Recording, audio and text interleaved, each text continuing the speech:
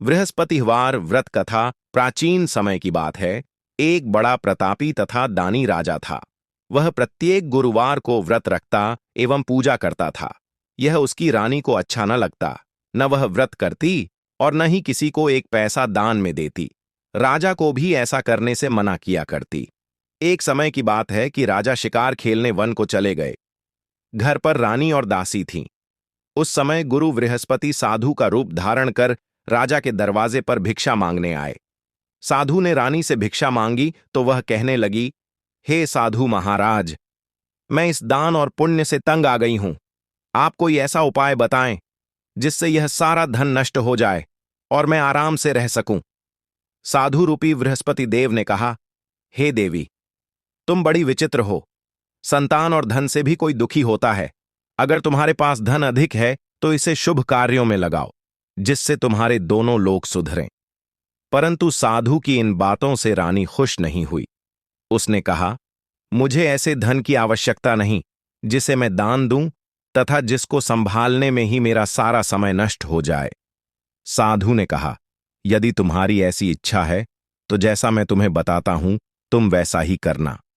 बृहस्पतिवार के दिन तुम घर को गोबर से लीपना, अपने केशों को पीली मिट्टी से धोना, केशों को धोते समय स्नान करना, राजा से हजामत बनाने को कहना, भोजन में मांस मदिरा खाना, कपड़ा धोबी के यहां धुलने डालना। इस प्रकार 7 बृहस्पतिवार करने से तुम्हारा समस्त धन नष्ट हो जाएगा। इतना कहकर साधु बने बृहस्पति देव अंतर्धान हो गए। साधु के कहे अनुसार करते हुए रानी को केवल 3 बृहस्पतिवार ही बीते थे कि उसकी समस्त धन संपत्ति नष्ट हो गई। भोजन के लिए परिवार तरसने लगा। एक दिन राजा रानी से बोला, हे रानी, तुम यहीं रहो, मैं दूसरे देश को जाता हूं, क्योंकि यहां पर मुझे सभी जानते हैं, इसलिए मैं कोई छोटा कार्य नहीं कर सकता। ऐसा कहकर राजा परदेश चला गया। वहां वह जंगल से लकड़ी काट कर लाता और शहर में बेचता। इस तरह वह अपना जीवन व्यतीत करने लगा। इधर राजा के बिना रानी और दासी दुखी रहने लगीं। एक समय जब रानी और दासियों को 7 दिन बिना भोजन के रहना पड़ा तो रानी ने अपनी दासी से कहा, हे दासी, पास ही के नगर में मेरी बहन रहती है, वह बड़ी धनवान है। तू उसके पास जा और कुछ ले आ, ताकि थोड़ा बहुत गुजर बसर हो जाए। दासी रानी की बहन के पास गई। उस दिन बृहस्पतिवार था। रानी का बहन उस समय बृहस्पतिवार की कथा सुन रही थी। दासी ने रानी की बहन को अपनी रानी का संदेश दिया, लेकिन रानी की बहन ने कोई उत्तर नहीं दिया। जब दासी को रानी की बहन से कोई उत्तर नहीं मिला तो वह बहुत दुखी हुई। उसे क्रोध भी आया। दासी ने वापस आकर रानी को सारी बात बता दी। सुनकर रानी ने अपने भाग्य को कोसा।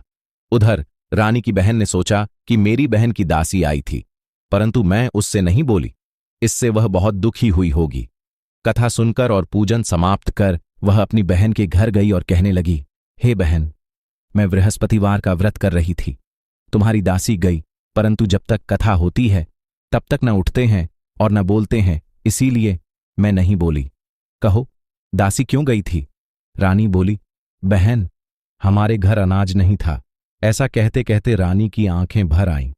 उसने दासियों समेत भूखा रहने की बात भी अपनी बहन को बता दी। रानी की बहन बोली, बहन देखो, बृहस्पति देव भगवान सबकी मनोकामना पूर्ण करते हैं। देखो, शायद तुम्हारे घर में अनाज रखा हो। यह सुनकर दासी घर के अंदर गई तो वहां उसे एक घड़ा अनाज का भरा मिल गया। उसे बड्ढी हैरानी हुई, क्योंकि उसे एक एक बर्तन देख लिया था। उसने बाहर आकर रानी को बताया। दासी रानी से कहने लगी, हे रानी, जब हमको भोजन नहीं मिलता तो हम व्रत ही तो करते हैं, इसलिए क्यों ना इनसे व्रत और कथा की विधि पूछ ली जाए, हम भी व्रत किया करेंगे। दासी के कहने पर रानी ने अपनी बहन से बृहस्पतिवार व्रत के बारे में पूछा। उसकी बहन ने बताया, बृहस्पतिवार के व्रत में चने की दाल और मुनक्का से विष्णु भगवान का केले की जड़ में पूजन करें तथा दीपक जलाएं, पीला भोजन करें तथा कथा सुनें।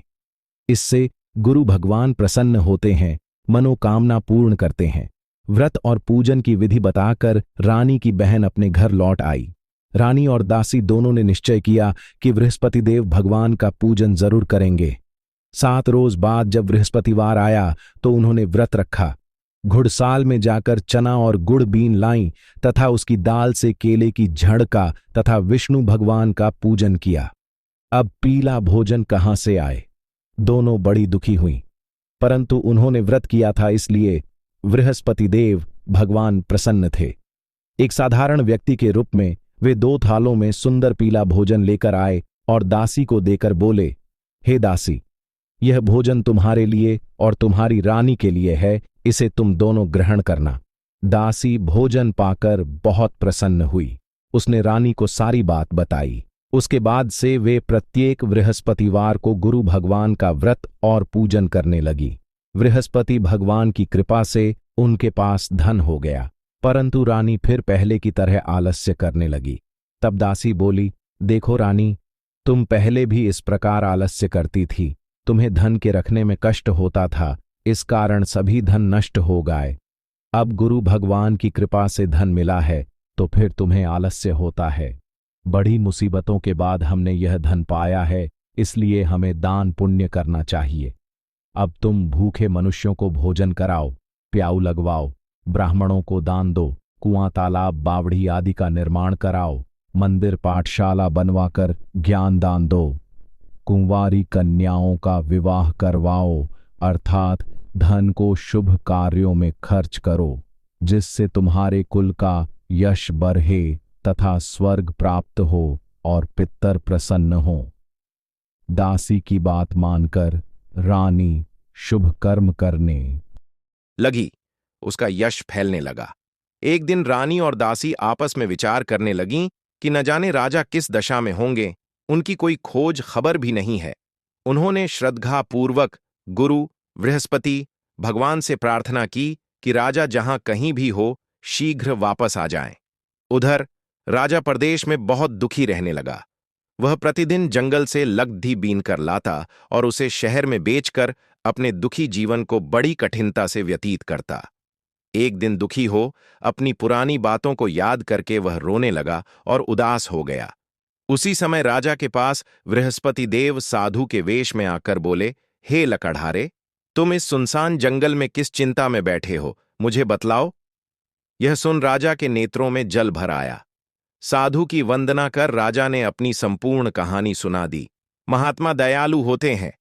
वे राजा से बोले, हे राजा, तुम्हारी पत्नी ने बृहस्पति देव के प्रति अपराध किया था, जिसके कारण तुम्हारी यह दशा हुई। अब तुम चिंता मत करो, भगवान तुम्हें पहले से अधिक धन देंगे।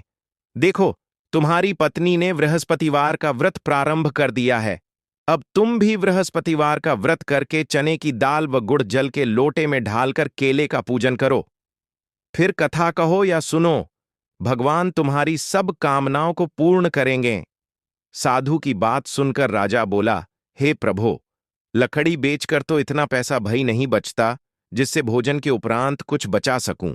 मैंने रात्रि में अपनी रानी को व्याकुल देखा है। मेरे पास कोई साधन नहीं जिससे उसका समाचार जान सकूं। फिर मैं कौन सी कहानी कहूं, यह भी मुझको मालूम नहीं है। साधु ने कहा, हे राजा, मन में बृहस्पति भगवान के पूजन व्रत का निश्चय करो। वे स्वयं तुम्हारे लिए कोई राह बना देंगे। बृहस्पतिवार के दिन तुम रोजाना की तरह लकड़ियां लेकर शहर में जाना। तुम्हें रोज से दुगुना धन मिलेगा, जिससे तुम भली भांति भोजन कर लोगे तथा बृहस्पति देव की पूजा का सामान भी आ जाएगा। जो तुमने बृहस्पतिवार की कहानी के बारे में पूछा है, वह इस प्रकार है। बृहस्पति देव की कहानी स्टोरी। प्राचीन काल में एक बहुत ही निर्धन ब्राह्मण था। उसके कोई संतान न थी। वह नित्य पूजा पाठ करता। उसकी स्त्री न स्नान करती और न किसी देवता का पूजन करती। इस कारण ब्राह्मण देवता बहुत दुखी रहते थे। भगवान की कृपा से ब्राह्मण के यहाँ एक कन्या उत्पन्न हुई। कन्या बद्दी होने लगी। प्रातः स्नान करके वह भगवान विष्णु का जप करती। बृहस्पतिवार का व्रत भी करने लगी। पूजा पाठ समाप्त कर पाठशाला जाती तो अपनी मुट्ठी में जौ भर के ले जाती और पाठशाला के मार्ग में ढालती जाती। लौटते समय वही जौ स्वर्ण के हो जाते तो उनको बीनकर घर ले आती।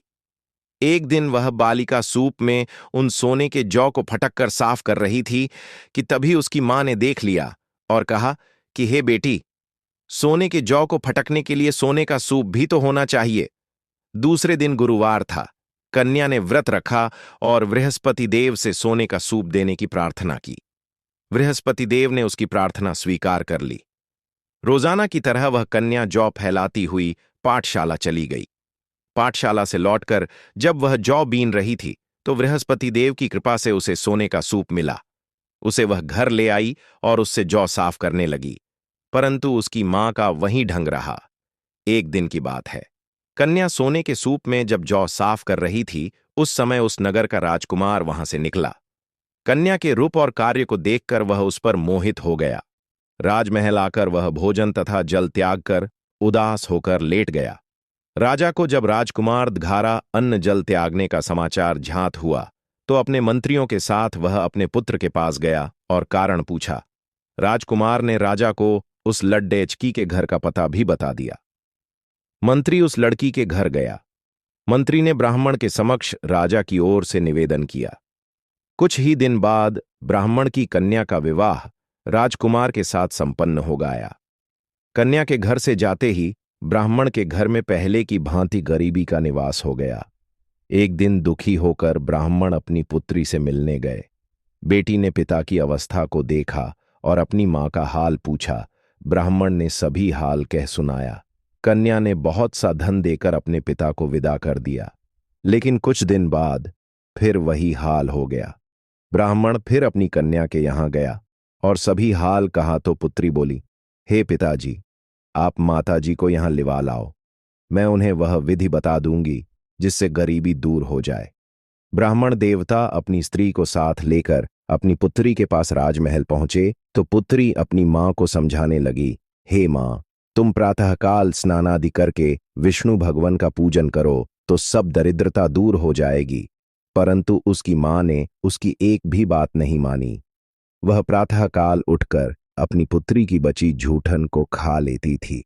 एक दिन उसकी पुत्री को बहुत गुस्सा आया। उसने अपनी मां को एक कोठरी में बंद कर दिया। प्रातः उसे स्नान आदि करा के पूजा पाठ करवाया तो उसकी मां की बुद्धि ठीक हो गई। इसके बाद वह नियम से पूजा पाठ करने लगी और प्रत्येक बृहस्पतिवार को व्रत करने लगी। इस व्रत के प्रभाव से मृत्यु के बाद वह स्वर्ग को गई। वह ब्राह्मण भी सुखपूर्वक इस लोक का सुख भोग कर स्वर्ग को प्राप्त हुआ। इस तरह कहानी कहकर साधु बने देवता वहां से लोप हो गए। धीरे धीरे समय व्यतीत होने पर फिर बृहस्पतिवार का दिन आया।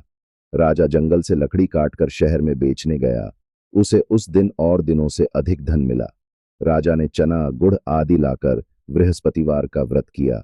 उस दिन से उसके सभी क्लेश दूर हुए। परंतु जब अगले गुरुवार का दिन आया तो वह बृहस्पतिवार का व्रत करना भूल गया। इस कारण बृहस्पति भगवान नाराज हो गए। उस दिन उस नगर के राजा ने विशाल यज्ञ का आयोजन किया था तथा अपने समस्त राज्य में घोषणा करवा दी कि सभी में मेरे यहां भोजन करने आवें, किसी के घर चूल्हा न जले। इस आज्ञा को जो न मानेगा उसको फांसी दे दी जाएगी। राजा की आज्ञानुसार राज्य के सभी वासी राजा के भोज में सम्मिलित हुए, लेकिन लकड़हारा कुछ देर से पहुंचा, इसलिए राजा उसको अपने साथ महल में ले गए।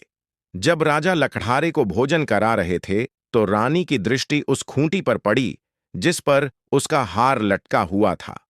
उसे हार खूंटी पर लटका दिखाई नहीं दिया। रानी को निश्चय हो गया कि मेरा हार इस लकड़हारे ने चुरा लिया है। उसी समय सैनिक बुलवाकर उसको जेल में डलवा दिया। लकड़हारा जेल में विचार करने लगा कि न जाने कौन से पूर्व जन्म के कर्म से मुझे यह दुख प्राप्त हुआ है, और जंगल में मिले साधु को याद करने लगा। तत्काल बृहस्पति देव साधु के रूप में प्रकट हो गए और कहने लगे, अरे मूर्ख, तूने बृहस्पति देवता की कथा नहीं की, उसी कारण तुझे यह दुख प्राप्त हुआ है। अब चिंता मत कर। बृहस्पतिवार के दिन जेल खाने के दरवाजे पर तुझे 4 पैसे पड्डे मिलेंगे। उनसे तू बृहस्पतिवार की पूजा करना तो तेरे सभी कष्ट दूर हो जाएंगे। अगले बृहस्पतिवार उसे जेल के द्वार पर 4 पैसे मिले। राजा ने पूजा का सामान मंगवाकर कथा कही और प्रसाद बांटा। उसी रात्रि में बृहस्पति देव ने उस नगर के राजा को स्वप्न में कहा, हे राजा, तूने जिसे जेल में बंद किया है उसे कल छोड़ देना, वह निर्दोष है। राजा प्रातःकाल उठा और खूंटी पर हार टंगा देखकर लखड़ारे को बुलाकर क्षमा मांगी तथा राजा के योग्य सुंदर वस्त्र आभूषण भेंट कर उसे विदा किया। गुरुदेव की आज्ञानुसार राजा अपने नगर को चल दिया। राजा जब नगर के निकट पहुंचा तो उसे बड़ा ही आश्चर्य हुआ। नगर में पहले से अधिक बाग, तालाब और कुएं तथा बहुत सी धर्मशालाएं, मंदिर आदि बने हुए थे। राजा ने पूछा कि यह किसका बाग और धर्मशाला है।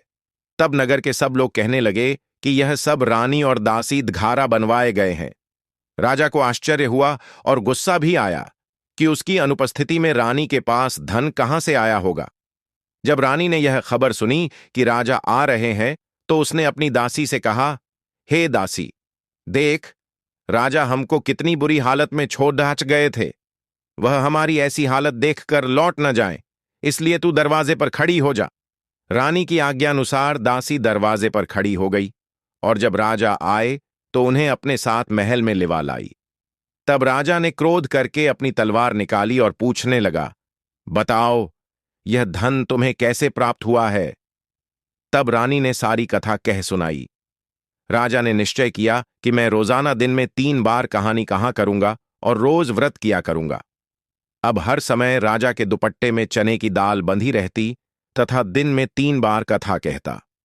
एक रोज राजा ने विचार किया कि चलो अपनी बहन के यहां हो आऊं। इस तरह का निश्चय कर राजा घोड़े पर सवार हो अपनी बहन के यहां चल दिया। मार्ग में उसने देखा कि कुछ आदमी एक मुर्दे को लिए जा रहे हैं। उन्हें रोककर राजा कहने लगा, अरे भाइयों, मेरी बृहस्पतिवार की कथा सुन लो। वे बोले, लो, हमारा तो आदमी मर गया है, इसको अपनी कथा की पड़ी है। परंतु कुछ आदमी बोले, अच्छा कहो, हम तुम्हारी कथा भी सुनेंगे। राजा ने दाल निकाली और कथा कहनी शुरू कर दी। जब कथा आधी हुई तो मुर्दा हिलने लगा और जब कथा समाप्त हुई तो राम राम करके वह मुर्दा खड़ा हो गया। राजा आगे बढ़ा। उसे चलते चलते शाम हो गई। आगे मार्ग में उसे एक किसान खेत में हल चलाता मिला। राजा ने उससे कथा सुनने का आग्रह किया, लेकिन वह नहीं माना। राजा आगे चल पड़ा। राजा के हटते ही बैल पछाड़ खाकर गिर गए तथा किसान के पेट में बहुत जोर से दर्द होने लगा। उसी समय किसान की मां रोटी लेकर आई। उसने जब देखा तो अपने पुत्र से सब हाल पूछा। बेटे ने सभी हाल बता दिया। बुढ़िया दौड़ी दौड़ी उस घुड़सवार के पास पहुंची और उससे बोली, मैं तेरी कथा सुनूंगी, तू अपनी कथा मेरे खेत पर ही चलकर कहना। राजा ने लौटकर बुढ़िया के खेत पर जाकर कथा कही, जिसके सुनते ही बैल खड़े हो गए तथा किसान के पेट का दर्द भी बंद हो गया। राजा अपनी बहन के घर पहुंच गया। बहन ने भाई की खूब मेहमानी की। दूसरे रोज प्रातःकाल राजा जागा तो वह देखने लगा कि सब लोग भोजन कर रहे हैं। राजा ने अपनी बहन से जब पूछा, ऐसा कोई मनुष्य है जिसने भोजन नहीं किया हो, जो मेरी बृहस्पतिवार की कथा सुन ले? बहन बोली, हे भैया, यह देश ऐसा ही है। यहां लोग पहले भोजन करते हैं, बाद में कोई अन्य काम करते हैं। फिर वह एक कुम्हार के घर गई जिसका लड़का बीमार था। उसे मालूम हुआ कि उसके यहां 3 दिन से किसी ने भोजन नहीं किया है। रानी ने अपने भाई की कथा सुनने के लिए कुम्हार से कहा। वह तैयार हो गया। राजा ने जाकर बृहस्पतिवार की कथा कही, जिसको सुनकर उसका लड़का ठीक हो गया। अब तो राजा को प्रशंसा होने लगी। एक दिन राजा ने अपनी बहन से कहा, हे बहन, मैं अब अपने घर जाऊंगा, तुम भी तैयार हो जाओ। राजा की बहन ने अपनी सास से अपने भाई के साथ जाने की आज्ञा मांगी। सास बोली, हां, चली जा, मगर अपने लड़कों को मत ले जाना, क्योंकि तेरे भाई के कोई संतान नहीं होती है।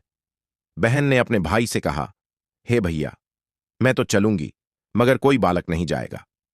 अपनी बहन को भी छोड़कर दुखी मन से राजा अपने नगर को लौट आया। राजा ने अपनी रानी से सारी कथा बताई और बिना भोजन किए वह शैया पर लेट गया। रानी बोली, हे प्रभो, बृहस्पति देव ने हमें सब कुछ दिया है, वे हमें संतान अवश्य देंगे। उसी रात बृहस्पति देव ने राजा को स्वप्न में कहा, हे राजा, उठ, सभी सोच त्याग दें, तेरी रानी गर्भवती है। राजा को यह जानकर बड़ी खुशी हुई। 9वें महीन रानी के गर्भ से एक सुंदर पुत्र पैदा हुआ। तब राजा बोला, हे रानी, स्त्री बिना भोजन के रह सकती है, परंतु बिना कहे नहीं रह सकती। जब मेरी बहन आए तो तुम उससे कुछ मत कहना। रानी ने हां कर दी। जब राजा की बहन ने यह शुभ समाचार सुना तो वह बहुत खुश हुई तथा बधाई लेकर अपने भाई के यहां आई। रानी ने तब उसे आने का उलाहना दिया जब भाई अपने साथ ला रहे थे तब टाल गई, उनके साथ न आई और आज अपने आप ही भागी भागी बिना बुलाए आ गई। तो राजा की बहन बोली, भाई, मैं इस प्रकार न कहती तो तुम्हारे घर औलाद कैसे होती? बृहस्पति देव सभी कामनाएं पूर्ण करते हैं। जो सद्भावनापूर्वक बृहस्पतिवार का व्रत करता है एवं कथा पढ़ता है अथवा सुनता है और दूसरों को सुनाता है, बृहस्पति देव उसकी सभी मनोकामनाएं पूर्ण करते हैं, उनकी सदैव रक्षा करते हैं। जो संसार में सद्भावना से गुरुदेव का पूजन एवं व्रत सच्चे हृदय से करते हैं, उनकी सभी मनोकामनाएं वैसे ही पूर्ण होती हैं जैसी सच्ची भावना से रानी और राजा ने बृहस्पति देव की कथा का गुणगान किया, तो उनकी सभी इच्छाएं बृहस्पति देव जी ने पूर्ण की। अनजाने में भी बृहस्पति देव की उपेक्षा न करें, ऐसा करने से सुख शांति नष्ट हो जाती है। इसलिए सबको कथा सुनने के बाद प्रसाद लेकर जाना चाहिए। हृदय से उनका मनन करते हुए जयकारा बोलना चाहिए। इति श्री बृहस्पतिवार व्रत कथा।